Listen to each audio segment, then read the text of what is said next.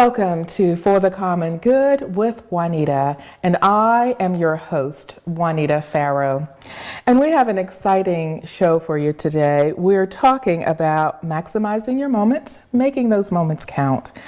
And here on this show, we're talking about identifying, understanding, training, and empowering our youth.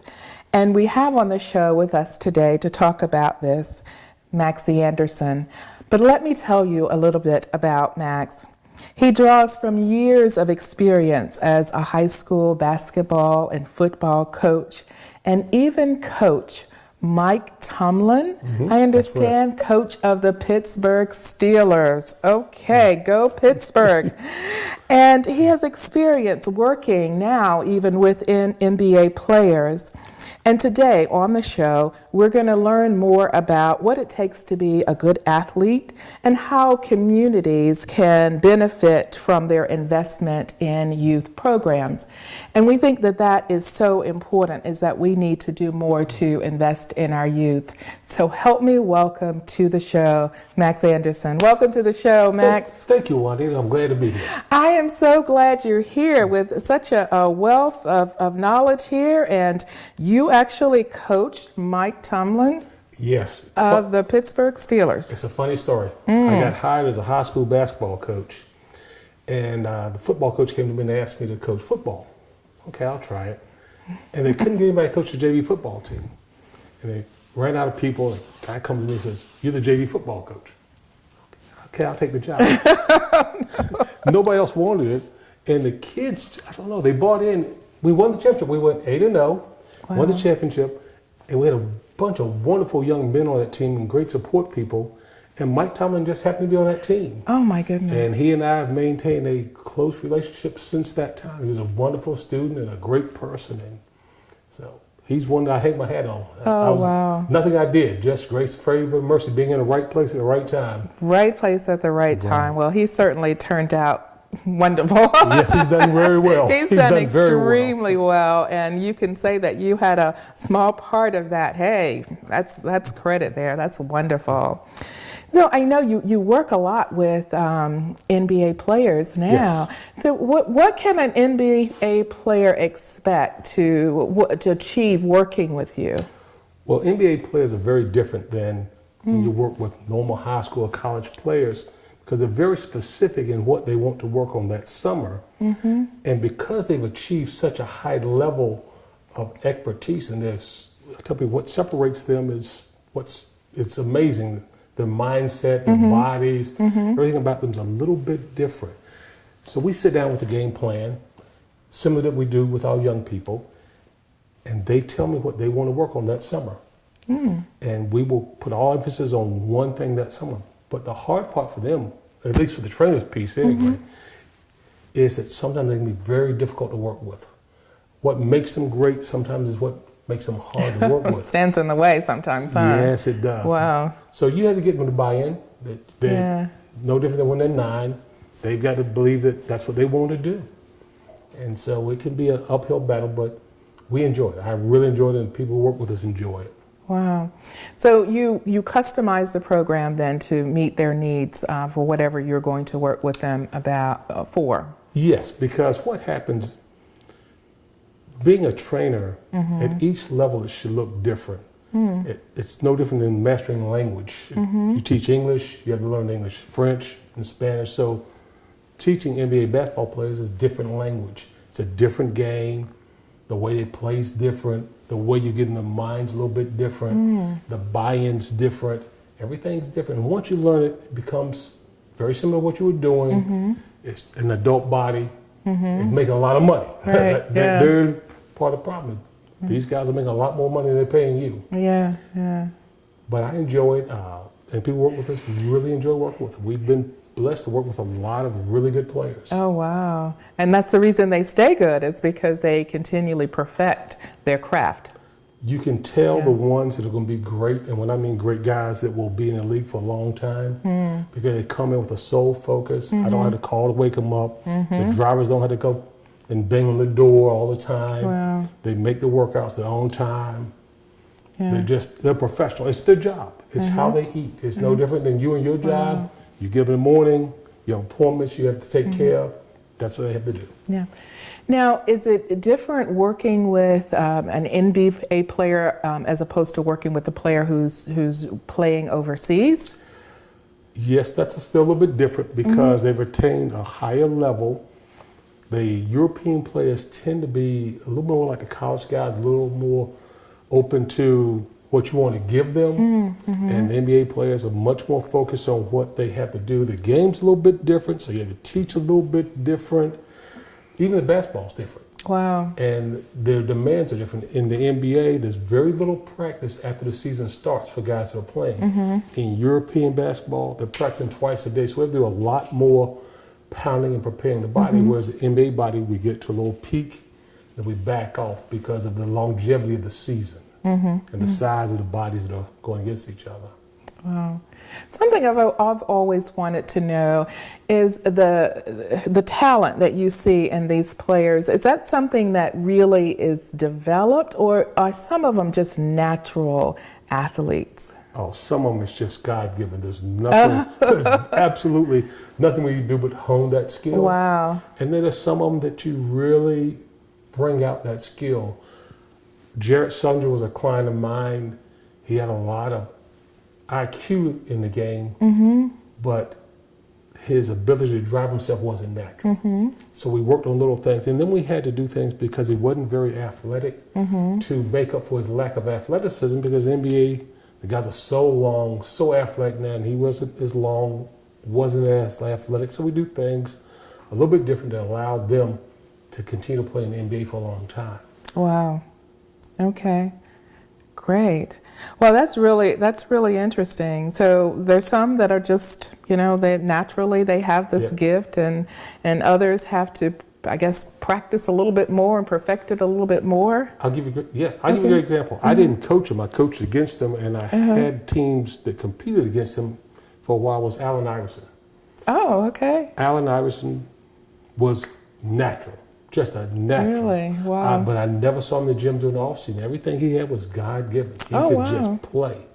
And in the meantime, a client I had was J.J. Riddick. And J.J.'s playing now, but he was a gym rat. He's with the 76ers, and he lived in the gym perfecting and developing his tools. Depending on the player, depends on type of work. We generally players that weren't as gifted, obviously, as Iverson, because his gifts were supernatural almost. Therefore, we are always honing their skills, developing their skills, and teaching them little tricks to make them better. Wow, that's really interesting. So if a player has an injury or something during the season, that's something that you could possibly work with them on? I mean, to try to strengthen, I don't know what areas. Give me some examples. What our program looks like for the NBA players is we'll bring on a strength coach. Okay. We have a nutritionist. We have a physical therapist. They have a nutritionist? They have a nutritionist. Okay. We want them putting the right fuel in their body. Not that they always want to. Interesting, okay. But we want them to know what fuels their body to keep them going. Okay. We'll use yoga instructors to work with the flexibility. So there's a whole team of different. Okay, gotcha. It's amazing how many people it takes. Yeah. I was looking at some paperwork the other day. I saw when LeBron James spends about $1 million on his body in the off season. Oh, really? But that's how he makes his living. It's no different than you and I going away to a work conference and learning to get better at whatever our craft is. These gentlemen and ladies too have learned that it takes a team for them to do that. They have a short career. They're going to be in a league if they're blessed 8 to 12 years. They will make as much money as they can in 8 to 12 years, and then it's over. Wow, that's amazing. This is really exciting. We're going to take a break. We'll be right back.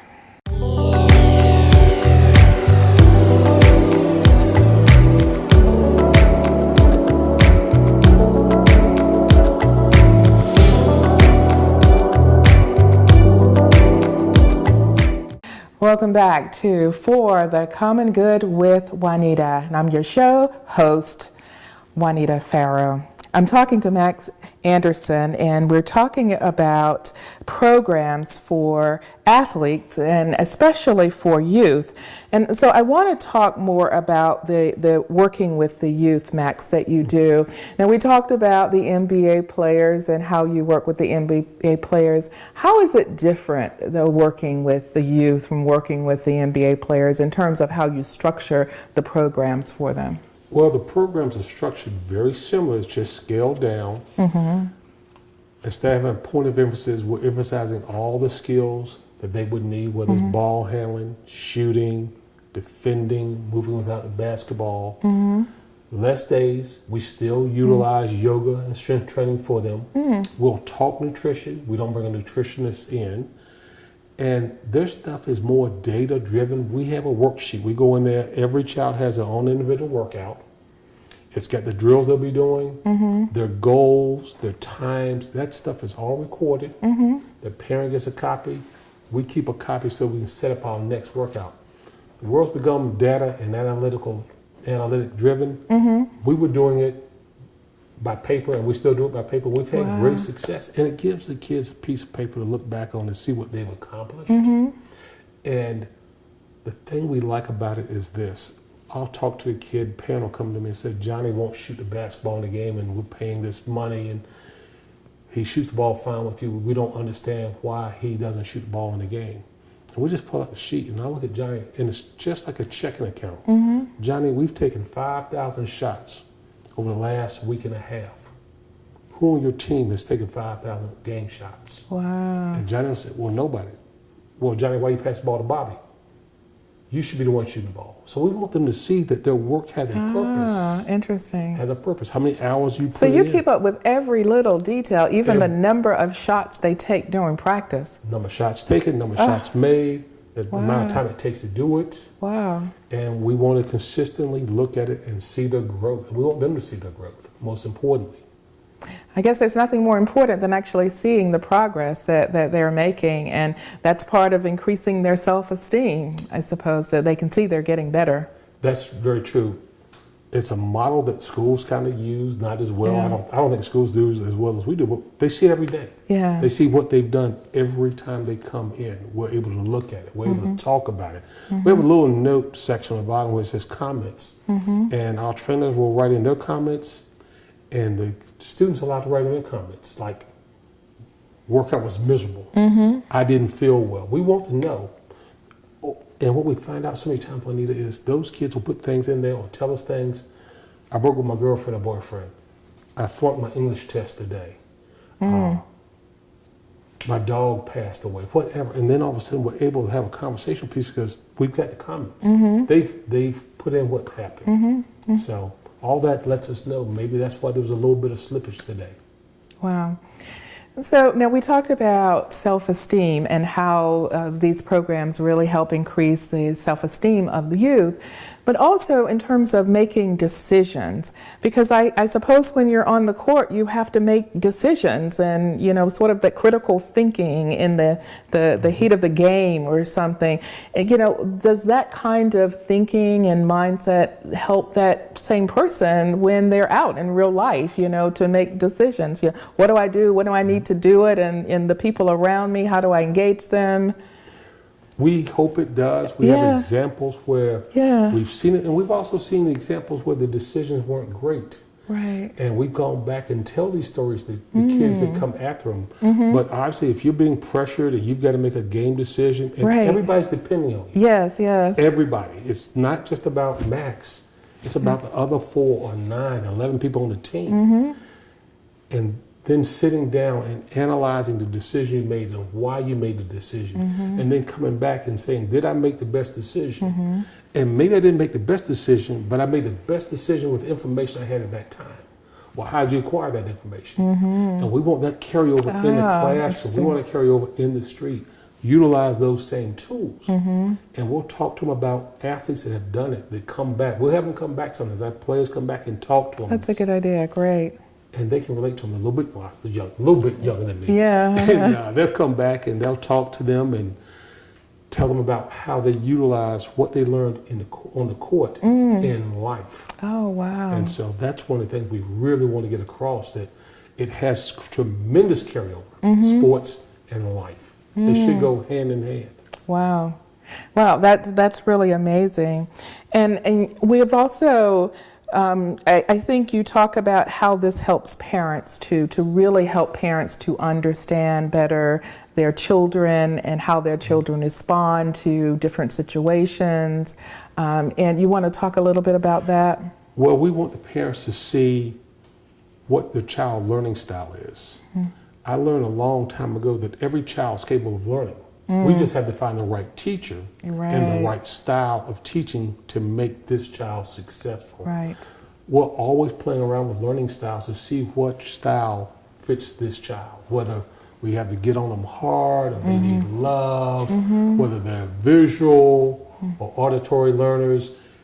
Those skills become essential, and then we're able to sit down with the parents without being judgmental, and I'm able to say, I'll use you as an example. Juanita, I've noticed when I work with your child that he or she responds very well when I show him or her, or I walk them through it. And that allows you to have a tool that you can take back to get them to do the homework, to do whatever the chores are around, or whatever it is that you want them. It's also a tool, it's amazing. It's a tool that they can take back to the classroom teacher and tell them, we've noticed that Johnny learns better through auditory learning, whatever that style is. Yeah. And we play around with that. We want contact with the teacher. One of the things I really pride ourselves and all our trainers in is we dive into the children's lives. We want to know everything about them, what makes them click. We take ownership. Great. When I was a high school coach, teachers would say, how do you get Johnny or Bobby to do this? Because I'm involved in every phase of his life or her life. You do the same thing, he or she'll respond to you also. Wow, that's powerful, very powerful. We'll be right back.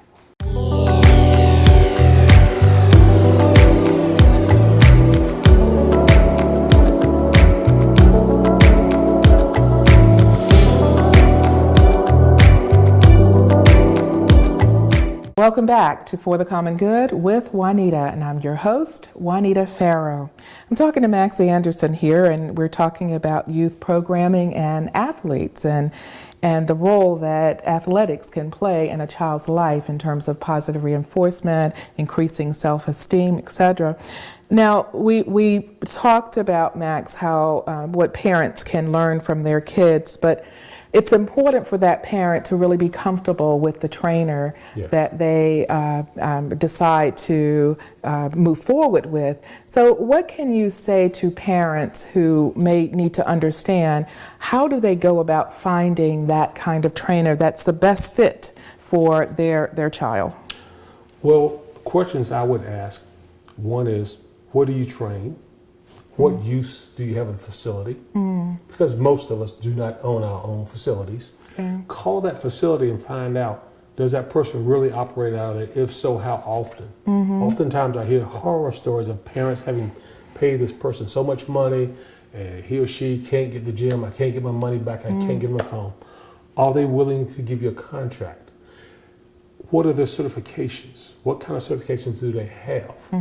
There are plenty of certifications out there that let you know that at least they're vested in being better at their craft.